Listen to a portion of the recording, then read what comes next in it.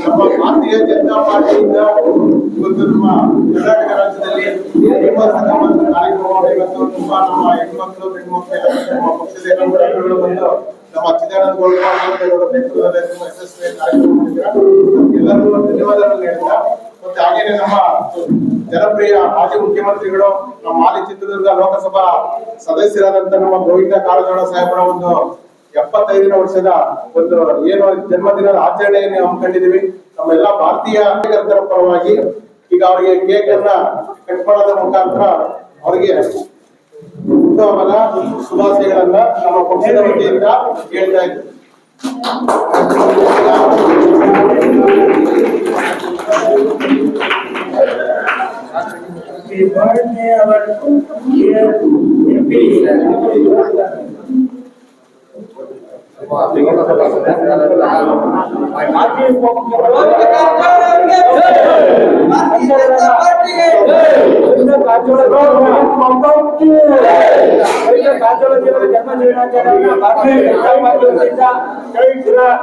ಸೇವಾಸದನದಲ್ಲಿ